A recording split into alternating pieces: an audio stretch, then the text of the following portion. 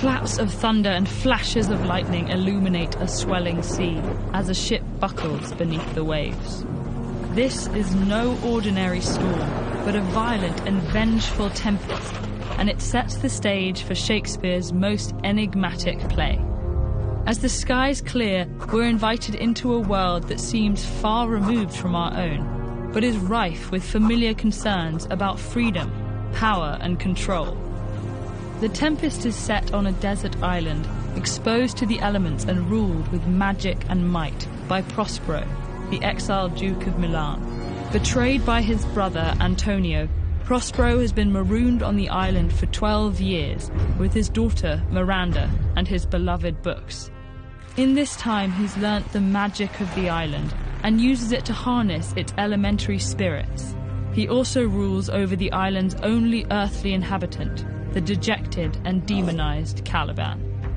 But after years of plotting revenge, Prospero's foe is finally in sight. With the help of the fluttering sprite Ariel, the magician destroys his brother's ship and washes its sailors ashore. Prospero's plotting even extends to his daughter's love life, whom he plans to fool for stranded Prince Ferdinand. And as Prospero and Ariel close in on Antonio, Caliban joins forces with some drunken sailors who hatch a comic plot to take the island.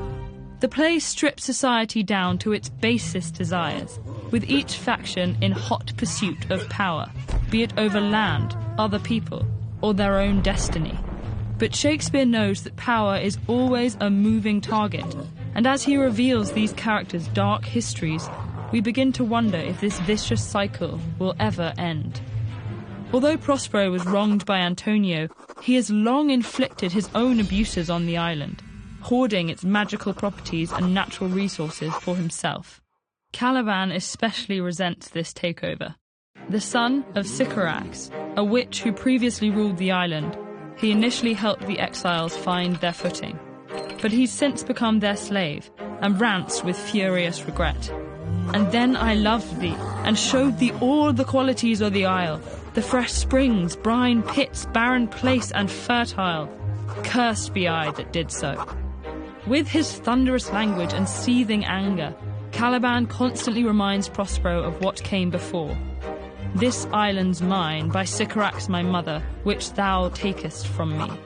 Yet Sycorax also abused the island and imprisoned Ariel until Prospero released him. Now Ariel spends the play hoping to repay his debt and earn his freedom, while Caliban is enslaved indefinitely, or at least as long as Prospero is in charge. For these reasons and many more, The Tempest has often been read as an exploration of colonialism and the moral dilemmas that come with encounters of brave new worlds. Questions of agency and justice hang over the play. Is Caliban the rightful master of the land? Will Ariel flutter free? And is Prospero the mighty overseer, or is there some deeper magic at work, beyond any one character's grasp? Throughout the play, Ariel constantly reminds Prospero of the freedom he is owed, but the question lingers of whether the invader will be able to relinquish his grip.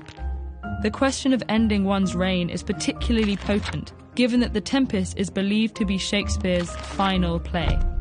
In many ways, Prospero's actions echo that of the great entertainer himself, who hatched elaborate plots, maneuvered those around him, and cast a spell over characters and audiences alike. But by the end of his grand performance of power and control, Prospero's final lines see him humbled by his audience and the power that they hold over his creations. With the help of your good hands, gentle breath of yours my sails must fill, or else my project fails, which was to please.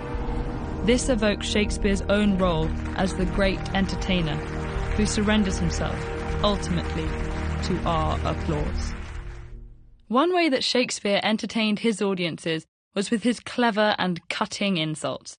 Learn how to diss someone with style by watching this video. More of a lover than a fighter? Find out more with this video.